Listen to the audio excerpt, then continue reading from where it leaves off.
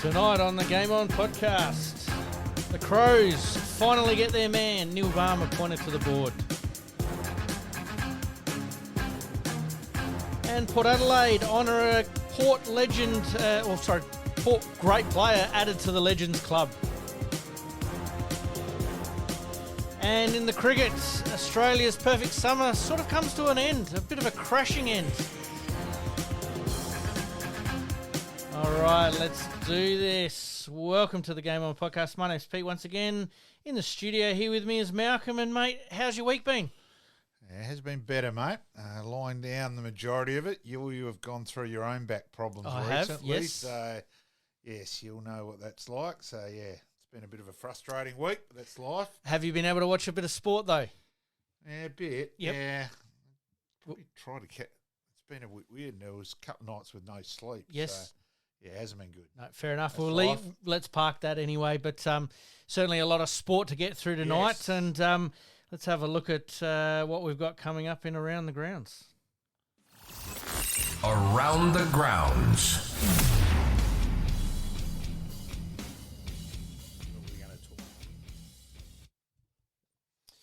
We're going to talk some soccer, live golf, and the basketball. There's a lot to cover there, but we better start off with the AFL tonight, mate. The season is well and truly underway now with practice matches, sims, whatever the buzzword is at the moment, all underway. And the Crows had an internal trial out at Port Pirie there. Some interesting results, but also some injuries that they probably wouldn't want at this time of the year. Yeah, hopefully Max, my understanding is Michael Lenny's okay, but they've lost Luke Pedler for at least 4 weeks with a ruptured eardrum. Yeah, So, I'd be interested which to know affects how your that happened. balance. Yeah. So, yeah, geez, he's not having a good run, Pedler, because he can play. Yep. So he's not having much luck. Did you see him in the starting 18? He's in my starting. Yeah, he's in my starting 18 as well. I rate him, but Yep. he won't be. He won't. Unfortunately, I don't think he'll play round one. Yep. So. And what about Max? Best case scenario, he's back for round one? Oh no, the word is he may play this week. Okay, wow. Yeah. So Breeds him tough, Wait, the El Piano, doesn't he? Oh yeah. I could add lots there. Yes, you. Mate, the Crows would obviously be pretty happy with what's going on. Let's talk about them briefly. We have obviously talked about them a little bit over the last couple of weeks, but now the focus narrows a little bit more towards the start of the season. It looks like the recruits that they brought in have fitted in quite seamlessly to what's going on. There's going to be a bit more depth. That's the thing. You know, it means that you would think, and yes, you can say he's the whipping boy, and it's nothing against Lockie Murphy. He shouldn't be on an AFL list in my opinion. Yep. Means he doesn't play, things like that. So Neil Bullen gives you a lot more depth there. Mm-hmm. Peatling and Draper help on ball. Adds a few more dimensions, bit of pace, which Adelaide lack. Yes. A bit of class. So, yeah, it's just going to be about that bit deeper, which they needed big time. I'm really looking forward to what Draper might bring just on the little bit of footage that I've seen. It's very explosive. Yes, no. And there were people last year say, oh, no, shouldn't pick Draper. He hasn't been that. And you're going, you're forgetting. He shouldn't even have played in the 18s. He hadn't played. It was anyone else. He was captain. It was sort of his draft year. Yes. I'm going, hang on. Let's remember, he was the best player as an underage of the year before. Yep. Anyone who's seen him play enough just went bang. Absolutely. No-brainer. Adelaide would have been quite happy to let him slip through to 4 in the end, but let's just see how that one plays out. I'm actually looking forward to him and Horne-Francis going head-to-head in a couple of years' time. I'm not going to throw the Mozzer on right in the first year, maybe the second year, but I reckon third year onwards, those two going head-to-head, geez, it's going to be a pretty special showdowns. Oh, geez, Horne-Francis. I know it's put a bit of an exhibition game, really, that game. Let's talk about that now. Yeah, the Fremantle and the Indigenous All-Stars. Indigenous just so quick. You've got a forward line with Horne-Francis, Ryan, Rioli, just trying to think. Everyone was quick. Yes. Bolton. Yep. It was just explosive. And so it's almost sort of you weren't not the traditional full forward mark. It was just move with pace, chip, pace, run to hole. Yep. Yeah, some of their highlights were pretty spectacular. Absolutely. as I said, let's talk about the Indigenous All-Stars game. Well, congratulations, obviously, for getting that up and running. Oh, and it got great support. It did about 38,000 to the ground, and certainly all of us, like we've talked about, are starved for a bit of football at this time of the year at the best of times. Really looking forward to, sort of watching some footy, and you got a high-class match. Now, vice versa to that, Fremantle not really wanting to give away too many of their trade secrets for the season. I think bit of wah-wah for mine. a little bit, but does it need to be a representative side, say a SA or Victoria or Allies, WA? Does it have to be something along those lines for it to have that little bit of meaning? For mine, I reckon Fremantle have wasted an opportunity. It effectively gives you, that club, another chance to have a real decent hit out. Don't put it in this. No, go for it. So you're hitting round one. Really adamant last year, and we'll have it again this year, that teams who play that first week, the opening round versus have round a one, real advantage playing teams in the who haven't played yet. So for mine, Fremantle wasted a bit of an opportunity there. And I just think it was crap. I think that's a pretty fair point.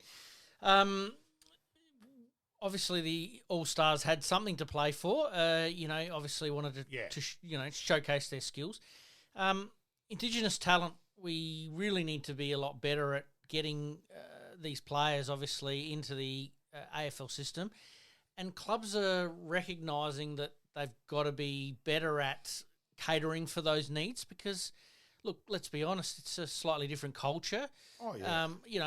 Like any other different culture that you're coming into, and you need to respect those boundaries and respect what, goes on the land and so on and so on, which a lot of those players do come back, to their local lands when they possibly can.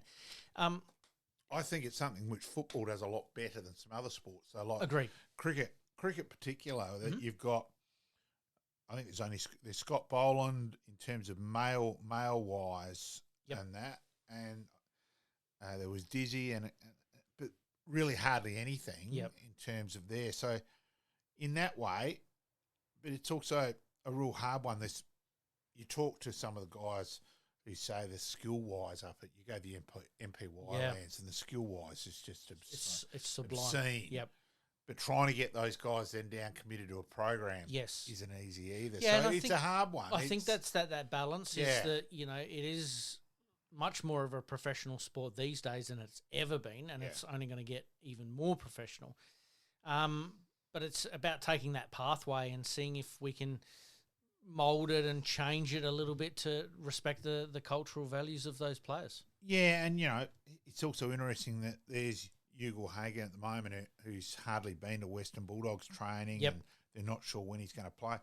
He trained with the All-Stars. Yes. And if he trained a few more times, it sounds like he would apply. Yep. So, it's an interesting one there as well. Is it a case of maybe players like that coming off the short run-up? Yeah, they've still got you've got to tick the fitness bases and, so many testings they do. And if he started, goes out and pulls a hamstring after having done anything. And also, I reckon you'd be a bit pissed off as another player if there's a player who's hardly done anything gets picked when you've trained the whole summer. I mean, that happens in all sports too, that sometimes the gun players do get a little bit of a free pass, whether they're out for a week or two or whether they're injured, and then they come straight back in. It's even been openly spoken about in tennis today with the Clayton suspension for Yannick Sinner. Yeah, we're going to talk about that a little bit later. It's certainly on the agenda, that's for sure. Mate, I love the Guernsey. It was absolutely beautiful. Working at a sports store, can't wait to get my hands on one because really everyone's sort of asking for them. So no, it looked fantastic. It did look specky, that's for sure. All right, let's talk the Tassie Devils. We did talk about it briefly last week. It's gaining momentum. The stadium still is a little bit of an issue. Will we see that getting up in time for 2028? It's certainly in big doubt. Yep. At the moment, no doubt about that. Will they still start in 2028/2029 playing out of Blundstone Arena or the Hobart Oval? You're suspecting that at the moment. Yeah. does look like they've probably started playing. Because they're sort of full steam ahead with everything else. This seems to be the one thing that's sort of holding them up a little bit as well. Yep. All right, let's talk some club breakdowns. I've got this wrong on the agenda list, but it's actually GWS and Hawthorn. Okay, well, Hawthorn, probably the thing there. One, you're going from last year's finals where their best player in Will Day was injured. So immediately you put your best player in, and I think he could be in the top 10 players in the competition this year. I rate Will Day ridiculously highly. Yes. So I think there's a chance there in terms of that way. And they also have recruited Barras and Battle. Yes. But does that upset the balance, though? Because can they repeat what they did last year, or do they need to take that one step backwards or half a step backwards to be able to launch again? It's interesting hearing Dan Menzel, and he makes this point, and it's one I like, where he said, you remember so many of, and he was using Hawthorn as the example in this case, but so many of their players, say 10 to 25 or 10 to 30, had very good years. Yes. And that doesn't generally repeat. Yep. I reckon that's a really good point. So they're still going to need, but it gives them a bit more flexibility with Sicily that they can play him either end now and that. So that does help. Is it a case of those young players trying to find that equilibrium as far as, like you've mentioned there, they all had, exceptional years. They had great years, and it was exciting to watch. But then the other side of it is that you almost try too hard to repeat it, and that's when it gets you in a bit of trouble. Maybe, someone like a Watson who explodes, he's going to get a bit more attention this year. Probably also the forward is currently injured. Deer. Yes. Young Deer. Cashier being injured. That hurts because I think he's vital. Absolutely. Especially with Lewis still out till probably halfway through the year. Yep. So there's a few question marks, as there is with the majority of clubs. Exactly right. Average age of 24.4, the 10th oldest list. So they're right in that sort of nice little window there. Average game 71.7. Most games, Luke Bruce is playing his 300th or has played his 300th. 13 games with 100 games plus and 22 players with 50 games or less. Sammy Mitchell, he's almost a chip off the Clarkson block a little bit, isn't he? Oh, yeah. Something a little bit different.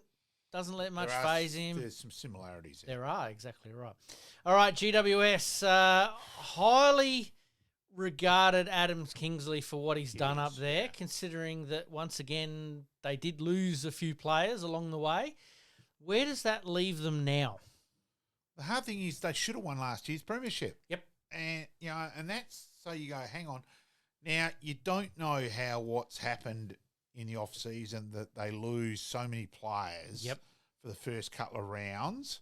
And, if they lose the first couple, how does Jake Stringer fit in? Now, Jake Stringer normally starts off okay at a new club. Yes. So there's the things there, but, and they've lost some depth, losing Perriman to Collingwood, coming to the Crows, Peatling to the Crows. So they've lost a bit of, reasonable amount of depth. So there's a few question marks there as well. But if Cadman and Stringer and that can combine, they could be quite dangerous. Still going to kick a decent score. Absolutely.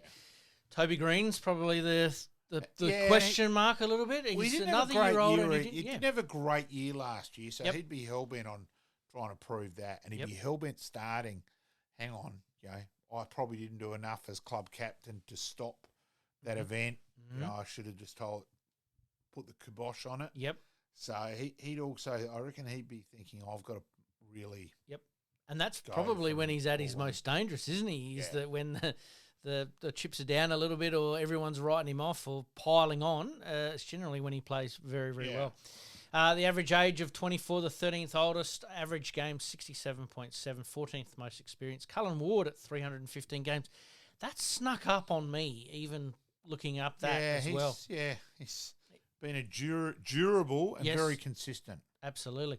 While he's had some injuries, he's still played some fair chunks of time. Consistency of footy. Exactly He's been right. very good. Players with 100 games plus of 12 and players with 50 games or less at 24. So they're in that same window as Hawthorn. It's what they make of it is probably the key here, isn't We it? show so many under 50 where they've lost that bit of depth. Yeah. Yeah. Yep. So it could be a rebuilding year for the Giants, but never write them off. I think Adam Kingsley... Oh, they've got too much talent on their Exactly list. right. I think Adam Kingsley's got the talent at his disposal that they could do something quite special up there. Good luck to them this year. All right, mate, let's move on to the SNFL. Let's have a look at West Adelaide. West Adelaide, before we talk about their team as such, but off-field, they've got some real uphill battles ahead of them. Something was obviously posted about a week or so ago. We didn't quite get to it last week because of special guests in Ryan Harrison, obviously Craig Martin talking golf and cricket, respectively. But I think it's important that West Adelaide remain part of the SNFL. Oh, vital. And look, financially, it's always a battle for them. I admit I'm a bit mystified that the other clubs basically learnt, Nord, Woodville West Torrens, North Adelaide, got it, and Sturt. You've got to have your pokies out on a main road. Yep.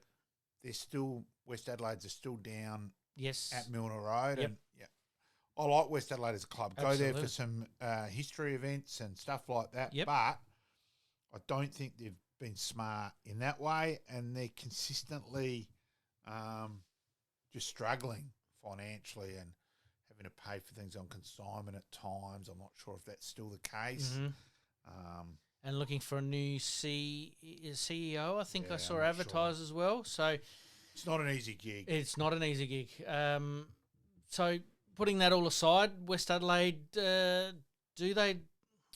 Look, I don't want to throw it out there and just sort of throw it off the cuff a little bit, but do they look at maybe a merger with someone like a South Adelaide or with the Crows potentially at I don't think Theberton? you can afford it, because if you lose the Crows and Port, you can't afford to lose another side. So I think the SNFL will be doing everything possible to keep West Adelaide around. Yep. No, and fair enough too. I'd like to see them survive. And look, it may get it a little bit like they've almost got to follow Glenelg's path.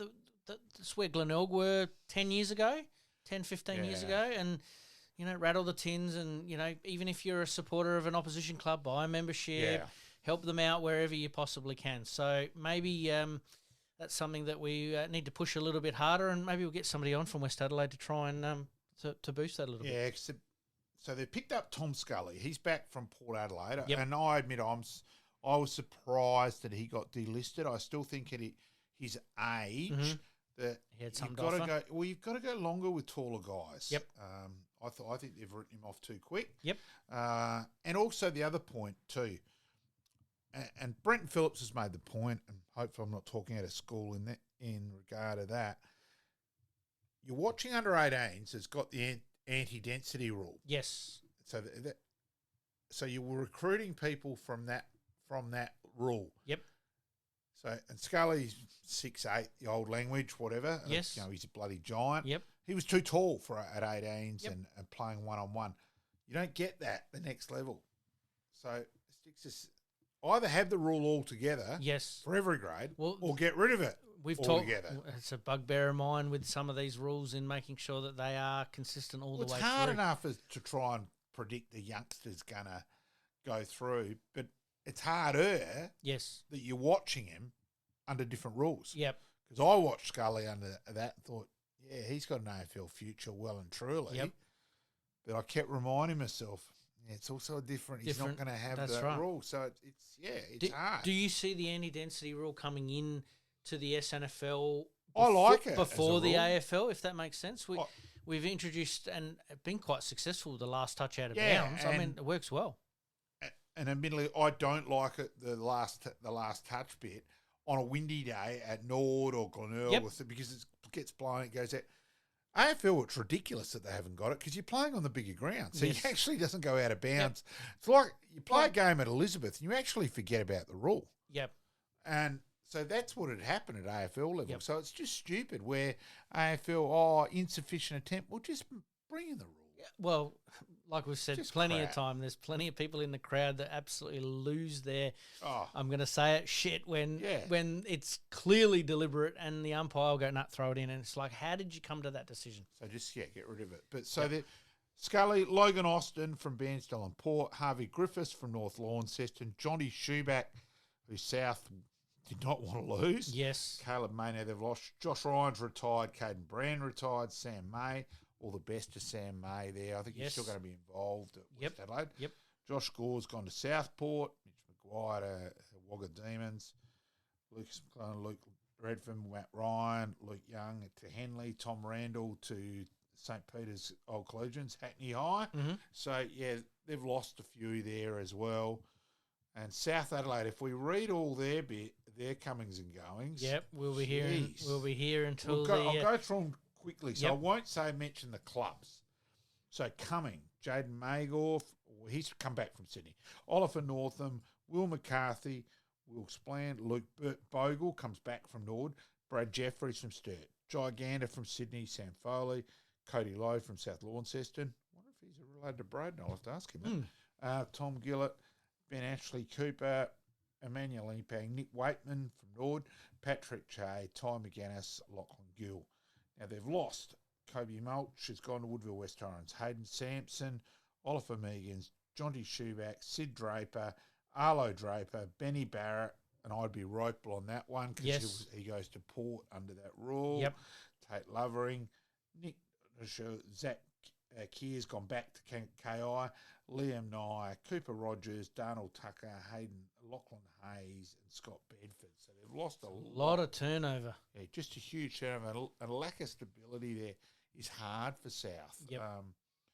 I think with Grant, with Jeff Baines being there, Grant Miles involved, I respect them administratively, but geez, it's hard just with that lack of balance. And they've got that big area down south and just don't manage to get the utmost out of it. No, either. and that's we did talk right at the end of last week's episode about getting those local clubs around the area involved with Sturt. With South.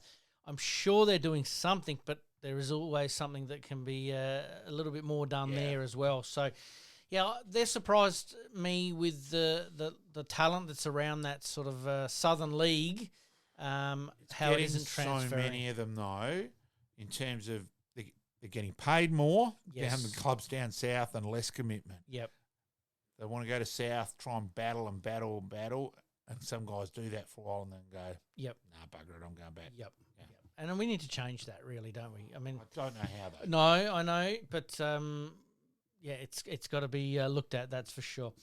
Let's talk about Adelaide and Port Adelaide just briefly. Obviously, with the rule change, has meant that Adelaide and Port Adelaide are going to benefit massively from this, and if we don't see them, they both in the should play top finals. Top three, I'd be very, very surprised. Yeah, I think Glenelg, for mine, Glenelg and Adelaide are the leading two sides. Yep. By a fair distance. Yep.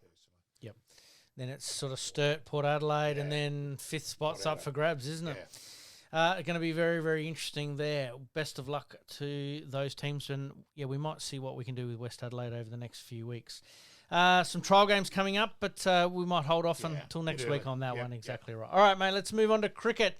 We sort of cut a little bit of the cricket out of last week's episode because we did go, a lot longer than we had hoped to go. But let's talk the one-day internationals.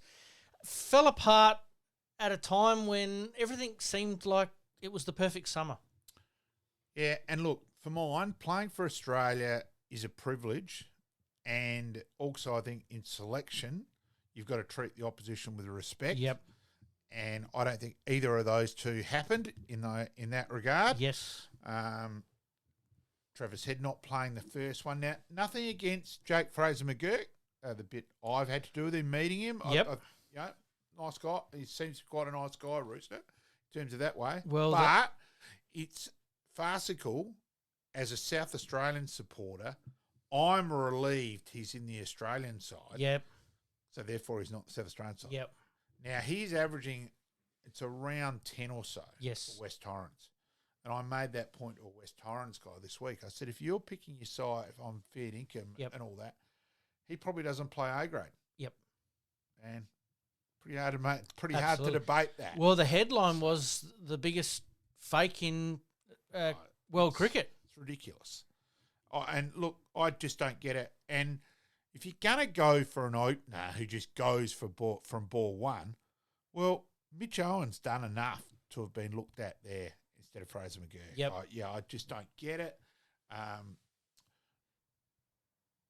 And again, it's nothing against Alex Carey, obviously. Yep. But he doesn't play the second game either after top scoring in the first game or the rest. And I get it, they're looking at guys for the Champions Trophy, but I'm still very much of each international is an important game of cricket. Now, I don't think Australia selectors, and I don't think it was treated that way. Yep. And even just watching that, the first one when Sri Lanka were 7 for 120 odd, Australia really lacked any intensity to try and finish them off. Yep. So they got what they deserved. Yep.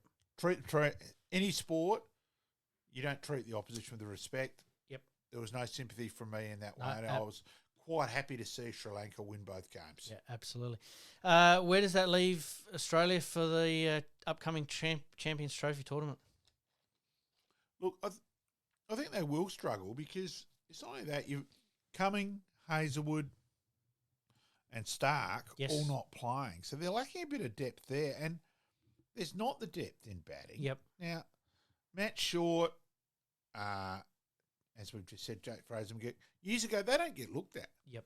Now, you think, I know we go back the glory days and all that, but when Australia were really strong and there was the depth in Shield cricket where, Michael Bevan, Darren Lehman, Love, Jamie Cox, Stuart Law, all didn't play. Yep. Brad Hodge didn't play a huge amount of Test cricket. That's what it's got. There's not that now. And look, I'm a Shield nut. I go to Shield games. Yes. There today. We'll talk about that in a minute. Yep. There's not the depth. And I think at the moment we're top, South Australia. Mm-hmm. Now, okay, you'd have to have it. But of our last Shield winning side, the batting, the top 7 of Greg Blewett, Paul Nobes, Darren Webber, Darren Lehman, Jamie Siddons, James Brayshaw, Tim Nielsen as the top 7 is a lot stronger than now. Yep. But then if you took out 2 of those as like Blewett and Lehman as test players, absolutely, that would then have weakened it dramatically. So there's that. But the South Australian batting is still big question marks. Yep, absolutely. Pitch-wise, what are we expecting? Are we expecting a little bit more of a batter-friendly wicket, which will help Australia, or because Pakistan generally is a bit more of a batter-friendly? So we'll wait and see. Yep. Can Maxwell get going? Hopefully. Yeah. Fingers crossed. All right, mate. Let's turn our attention a little bit more locally. You did mention just a minute ago the South Australian Tasmanian Tigers. This is an unbelievable result. South Australia all out for 93.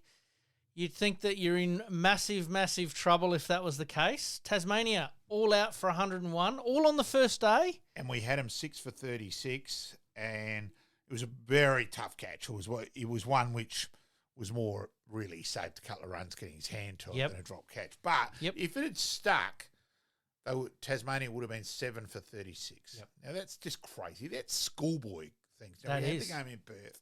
Now, I was there today. Look, did the ball seam a bit? Yes. But where's the batting just to tough it out, work it around? Yep. Geez, there were some shocking shots played today. So has T20 played a big role in that, do you think? No doubt about that whatsoever. And just, let's see about someone... Alan Border and Steve Waugh. How many times they played innings where they'd bat and you'd think it was just ugly. Yep. But guess what? They made runs. Yes. Knocked it around, fought. There was none of that today from both sides. Yep. And 2, I do want to have a crack. Yeah, fire away. Fire anyone out there. Go on and have a look at the dismissals. Now, if Jake Lehman and Harry Nielsen's dismissals today, have a look where Elliott, the bowler, is there. Elliott, whatever, either way, trying to think, the Tasmanian bowler, For mine, they were both back foot, no balls. And I'm blowed how I've got a real pet hate of umpiring seemingly not even looking at the lines anymore. Yep. And just no balls ignored. And really poor for mine. I asked the question off air, and I'm going to ask it again on air. Are you surprised that there are no third umpire just watching the creases? Not necessarily for nicks and snicko and all that kind of stuff, because I know there's an expense to that. But, making sure that the bowlers are doing what they're supposed to be doing, that a third umpire isn't actually helping out or adjudicating with that? At a national level? I mean, this is a domestic national competition. Considering the game is every ball is filmed anyway. Yes, this is what I'm saying. Yeah, so out of that, it probably wouldn't hurt. I've just got to... I still think it's an umpire's responsibility to watch. No, I agree. Might as well not even have them out there umpiring. Yep. A lot of the time. And,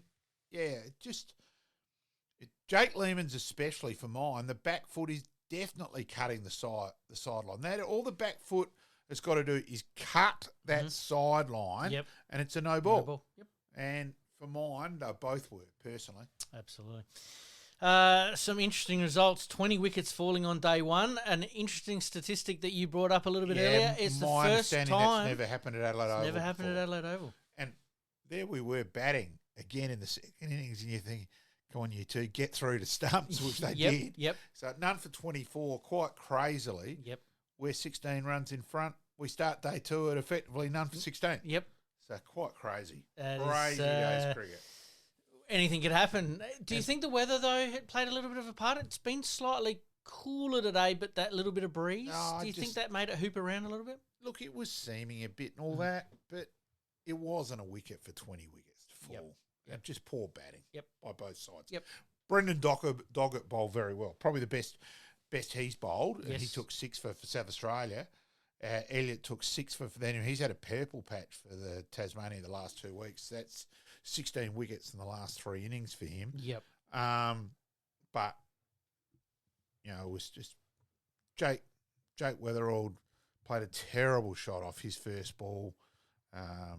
Jason Sanger's shot was poor. Yep. Jake Lehman's shot was poor. So there was some really bad batting. Fair enough. Just looking at some of the other results there. New South Wales men all out for 238. Victorian reply 4 for 92. Obviously, by the time this goes to air, those scores will have changed. But Queensland... And have a look at Conster's shot. I'm sorry, it's crap. It is diabolical. Yep. It's garbage. The whole ramping bit, it worked off a one-off. He's had a huge slog, stepped inside it, got bowled. Yep. I'm sorry, you're opening the batting. It doesn't mean you just have a free hit. If you fail, you fail. Yep. It was just crazy. And after 2 overs today, New South Wales were none for 30 of the first 2 overs. That's crazy. It was bizarre. Absolutely. Queensland all out for 147. Western Australia in reply 1 for 112. Is that a surprise considering Western Australia struggled a bit this year? Been a bit. And look, well done to Corey Roccacelli. He took 7 for 52. Very unusual to see an offie dominate the first day of a game. I like Roccacelli. I rate him. WA also get Whiteman back, and he was out for 67, but that just gave them a bit more stability at the top. He was out still with a crook foot last week, so he came back. That helped. Absolutely. All right, let's move on to some local cricket. Yep. Before we talk some of the results, I know that you want to give one player in particular a bit of a plug for making himself available. Yeah, look, I'll continue to praise Lloyd Pope at every opportunity. He makes himself available to play every single game, and he virtually any game Lloyd Pope's not playing in, he's been ordered not to do so by the selectors. Now, pretty easy this week. A couple of the Shield players have done it because they're playing Tuesday through to Friday. Yep. Then the one day or on Sunday have made themselves unavailable. Not Popey. He played last Saturday. Yep. Don't worry. If he gets his way, he'll be bowling. He'll be bowling on Saturday as well. Yes. Kenzie are bowling this week. Yep. So full credit to Lloyd Pope there. Well, the way really wickets are rate him going, highly. he's probably going to get a day off somewhere in there anyway. So it's easy to make yourself available. But congratulations. I agree. If you make yourself available, exactly right. And that's huge. All right, mate, let's move on to some local cricket. We did talk last week a little bit about some of the men, but let's talk a little bit about the women's. Yeah, so in the terms of, there's 2 games each week in that. And look, Glenelg were dominated there in terms of as a team performance. They made 8 for 230, of which Kate Peterson 55, Elizabeth John Scholl, I'm trying to read my own writing, Eliza Wilson 37, Elizabeth Johnson 61. So there. Now, it was a one-man band for West Torrens, or one lady band, sorry. Kelly Armstrong making 113 there in a losing cause. So well done there. Yes. Kensington came back. Now, they were beaten by Adelaide for the first time the last time they played. Kensington were all out for 152. So Adelaide were right in it in that way. Absolutely. Andrew Boyd was the most prominent there for 3 for 23. Indy Pinelli with 30. And I think by the end of her under-19s national campaigns, I think she'll have played in 6. I said she nearly gets long service leave from under-19s. That's unbelievable. How young she started. Yes. So there, Eliza Dodson, 23, and Francesca Quayle, 26. Hopefully I pronounced that correctly. It's not an easy one. But Sarah Lowe then took the captain of Kenzie, led from the front, and took 4 for 24 for Kenzie to get a bit of come back there and beat Adelaide. In terms of the men on the weekend, well, but now it tightens up a little bit up the top, doesn't it? With a couple of big scores. Yeah, so makes it more, and that it'd be great to have some more sides in the competition. But it's good that all the sides there are, there's not a real easy beat there. No, and there's not a massive standout either. It's sort of that perfect storm, isn't it? Yeah. Just before you go on with that question without notice, the Div 1, Div 2, do you think that that's what's caused it to even out a little bit? Or is it just one of those years where it's just even across the board? We're talking women's still? Women's, and then also men. We'll talk about the men's in a minute. I think women's, it's probably that's almost that. It sounds funny. While it'd be great to have a couple more sides in it, provided they were really good sides, this say at least the 4 sides are all pretty competitive. And the last thing you want to have is, a game 2 games every week where they're just really one-sided. No, fair enough. What about the men's? So West Torrens, 7 declared for 372 against Glenelg. So a good day for West Torrens with a bat. Harry Menenti, so brother of, Ben, made 104, and was in the strikers squad, and I think Harry's progressing. Yes. Daniel Drew made 80, so he came back after Drewy had struggled. Got in the Shield side because McGurk got called away and contributed in Perth. Now, I think Drewy should have played the Shield game personally, but 80-odd there. James Cole, 51, and Bailey Capel's had a purple patch. Son of Andrew. And Michelle, better mention Michelle as well. Absolutely. Was 76 after making 100 last game. So he's had a couple of things there. Now, Isaac Higgins, 30 overs, 5 for 107. So you don't hear that too often. 30 overs. That's overs for the kid. That's a fair workload. Son of Ben. Yes. So there. In terms of then the other games, Tea-Tree Gully, good consistent performance there with a bat, 8 for 338 against Uni. Luke Holman, 74. Hamish Case, who's a very good player. I like Case. I rate him. 93. Joe Gadding, he is second cousin, I think it is, of Mike. Of 79. So, reasonable performance there. Nothing really a standout by Sam Elder, 3 for 39 for the Blacks, or for Uni. Yes. There. Sturt are well poised against Kensington. Kenzie made 10 for 2, or were all out for 241, of which Jake Lehman made 126. And Stephen Doheny, the Irish player, recruit, 55. But he's having a fair season. Yeah, he's a good player. Absolutely. They fell away a bit from there. Lloyd Pope did make 21. But Sturt are well placed at stumps at 1 for 70, of which Mac Harvey, 37 not out. And Tom Kelly started well coming back from his broken thumb. 70-odd last week, 26 not out at stumps there. So hopefully Mac Harvey gets a hit for Sunday for the one days, and hopefully TK makes some runs and gets puts a bit more pressure back. Weather's going to be interesting this weekend. We've got a 36 on Saturday Yeah. and then a 28 in rain or 26 in rain on Sunday. So could make it interesting. I wouldn't mind if there's no result on Sunday. A couple Yeah. of points would be enough to get us, I think. Anyway. I could see you doing a rain dance, mate, Yeah, no matter sure. how bad the back is. So, Port Adelaide have already defeated Adelaide. Adelaide have been a bit disappointing the last couple of games. They were well placed, but they've fallen away. Yes. All out for 100, of which really there was nothing. There was a couple of 16s. Wow.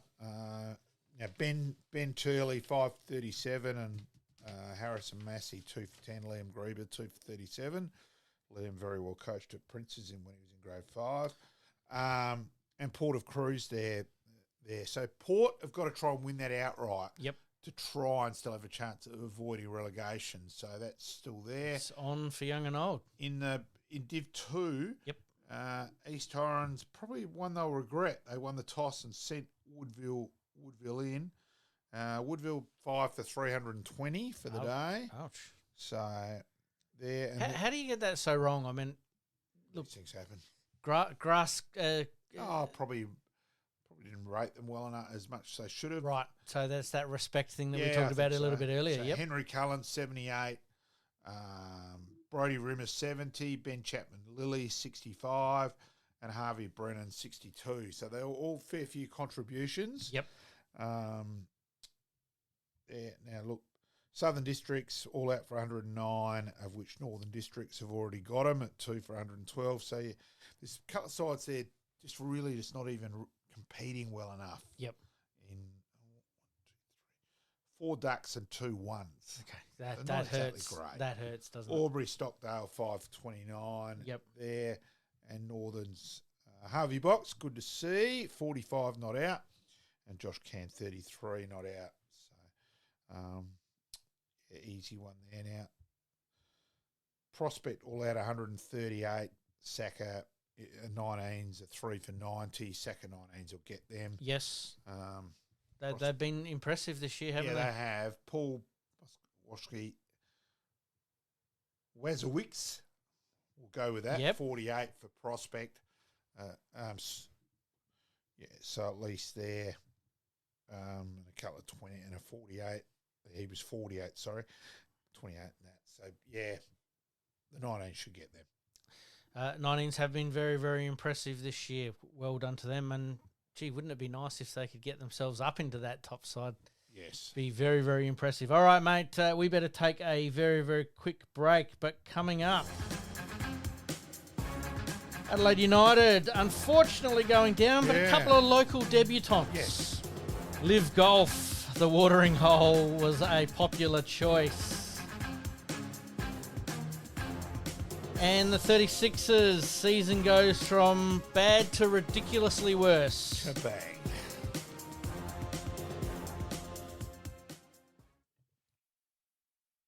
You're listening to the Game On Podcast. We'll be right back after this short break. Looking to buy or sell your home anywhere in Adelaide, from the hills to the sea? Meet Gary KRIEVS, your dedicated local agent from OUWENS CASSERLY Real Estate. With unparalleled knowledge of Adelaide's housing market and a commitment to exceptional service, Gary ensures a smooth and stress-free experience for all your real estate needs. Trust the expert, trust Gary KRIEVS at OUWENS CASSERLY Real Estate. Your next dream home awaits. Contact Gary today on 0422 071 317 or on email garyk@ocre.com.au. And for more listings, please visit owenscasserly.com.au. Make it happen.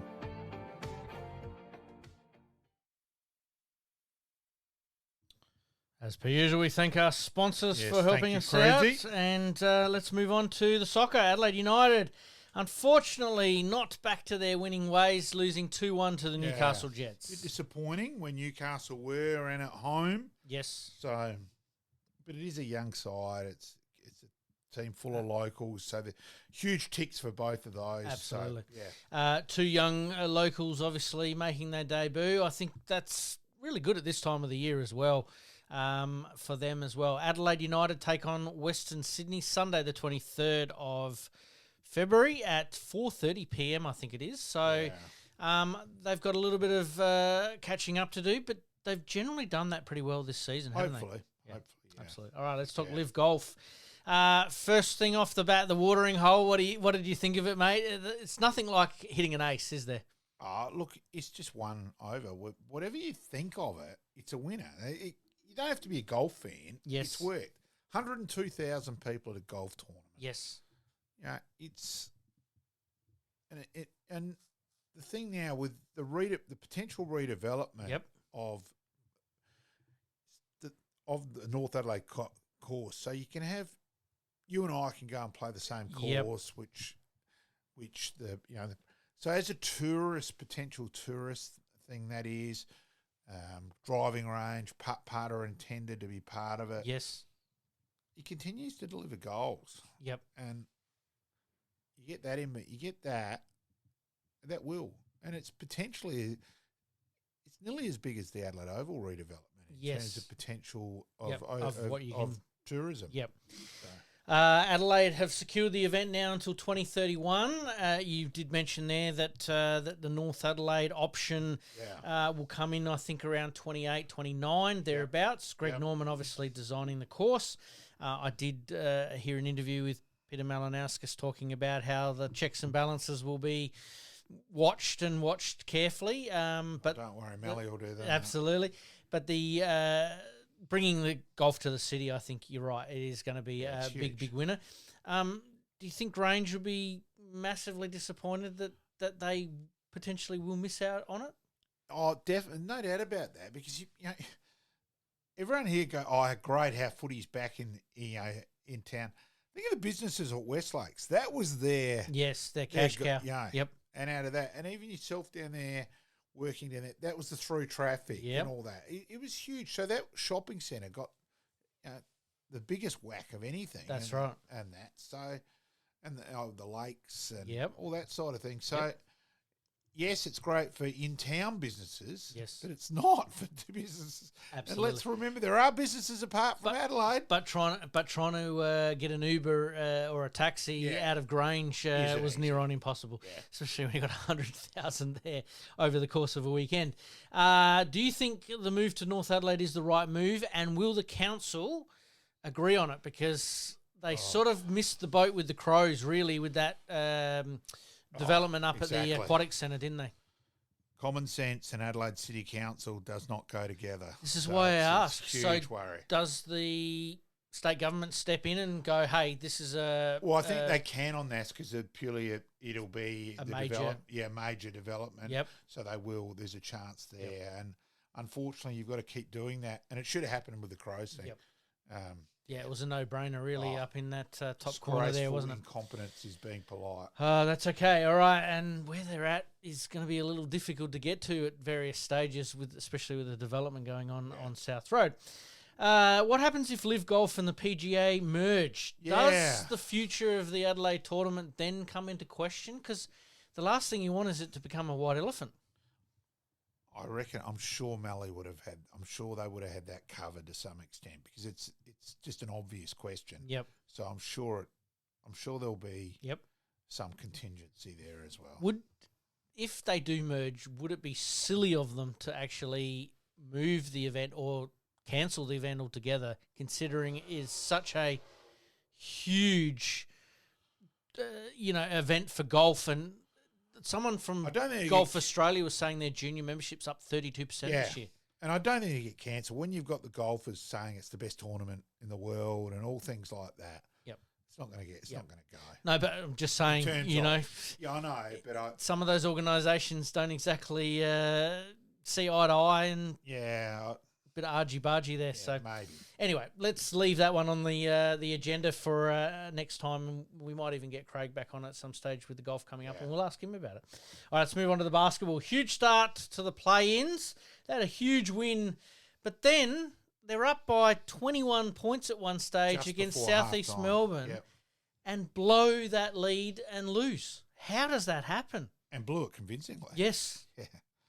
If you're a betting man, you'd sort of question it, wouldn't you? Oh, just sums them up. It'd be interesting to get the stat of how many games they were in front at halftime and lost.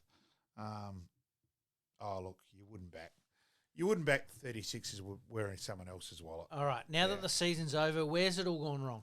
Oh. Right from the start. Yeah, right from the start. Yeah, look, that was still so bizarre. It still makes no sense whatsoever. Yep. They've lost respect for mine in the sporting public. Yet the crowds still keep coming, though. That's the thing, isn't it? It's got me, it is, absolutely. Where to the 36ers from now? Does the coach stay? He wasn't committing really in his press conference. They can't sack another one. Yep. What about star player Harrell? Who knows? He sort of says that he wants to be back, but is what to be believed that there was friction there in the club rooms? Yeah, certainly sounds like that. It certainly does. All right, mate, let's take another very, very quick break coming up. Keith Thomas, part 5. We've got 6 parts of this series. That was an absolutely fantastic chat. He was fantastic. He was. And Greg Whittlesey, part 2, coming up on Monday. You're listening to the Game On Podcast. We'll be right back after this short break.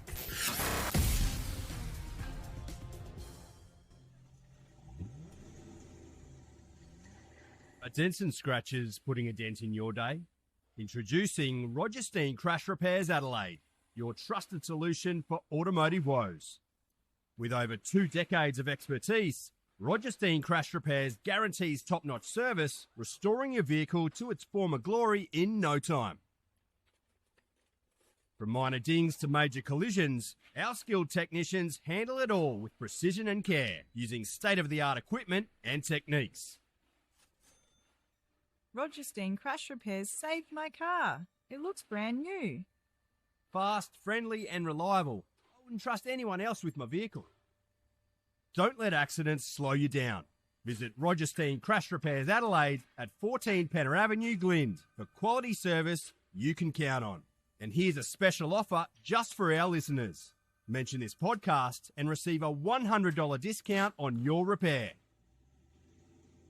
Roger Steen Crash Repairs Adelaide. Excellence in every repair.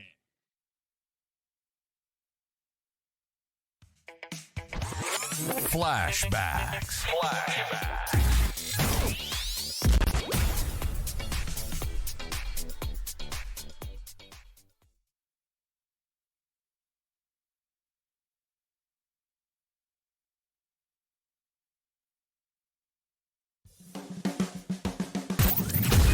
Extra time. Big finish.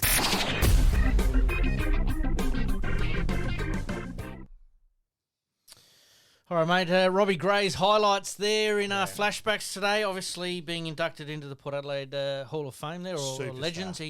He's just one of those players. And what a steal. I read somewhere in the paper that they got him at 45 or 55 in the draft, and he turned into one of the absolute greats. Trust me, he could have been a crow. Absolutely. All right, mate. Let's talk NBA. The All-Star weekend didn't exactly go off the way that they thought. They did try something a little bit different with the 4 different quarters and different parts of the world and bits and pieces like that. But it really just turned into an exhibition game, and it didn't do the game any harm, but it also didn't do it any good either. Doesn't really help. No, it doesn't. How do they fix that? Because it seems like these exhibition games everywhere are now almost... Yeah, they're ho-hum. Defunct, aren't they? Yeah, I think so. Personally, I'd rather not have them. Yeah.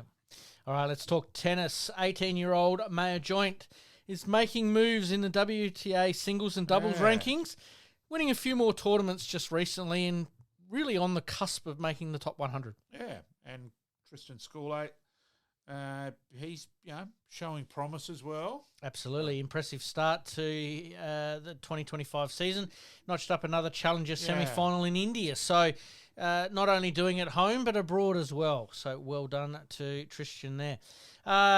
bit one of a personal one for me Yep. this week is the Lawn Bowls, the Adelaide Pioneers. It is an Adelaide team. Yep. Are competing in the BPL 21 over in Moama, right on the border of New South Wales and Victoria there. Keep an eye out on games at KO, and I reckon it might be on Fox as well, but have a little bit of a look there. But best of luck to the teams there. Mate, we've better wind things up. Huge episode. The good, the bad, the ugly for this week, mate. The bad was terms of flaking. We're not being able to walk on the back. Yep. The goods, well, the bizarre. I want to go to the bizarre. All right, let's go to the bizarre. It's the Today's Shield game. Yeah, 20 wickets that at was Adelaide gonna be Oval my in a bad. day. Yeah. I think it's more just the bizarre. Yes. Ridiculous. Yep. So when you think 20 wickets have fallen, that's actually nearly an hour of the batsman walking on the ground and walking Yep. off for the day. Yep. It's crazy. Yep. Not too many drinks breaks needed along the way there. And you're ugly for the week? Adelaide 36ers.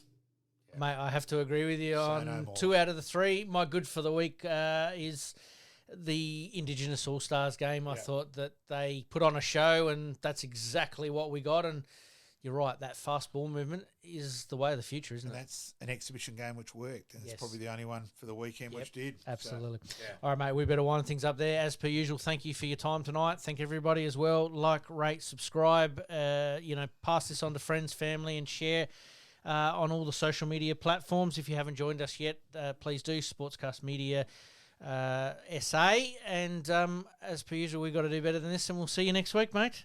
Hopefully walking quite well. We'll see how we go. Liking this podcast? Please like, rate, and subscribe.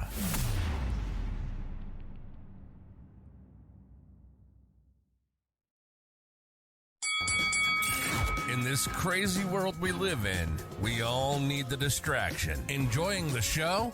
Like, rate, and subscribe. Hook up and connect with us on social media at Sportscast SA. We'll see you next time on Game On.